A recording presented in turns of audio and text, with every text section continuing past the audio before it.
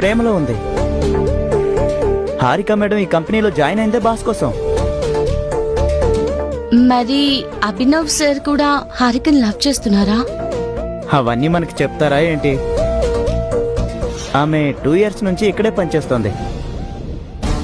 ఎప్పుడు బాస్ని బబ్లుగంలా అంటిపెట్టుకునే ఉంటుంది. మీరు వాళ్ళకు కొంచెం దూరంగా ఉండండి. హారిక మేడం మీరు ఊహించినంత మంచిది కాదు. చాలా జాగ్రత్తగా ఉండండి. జాగ్రత్త అండి.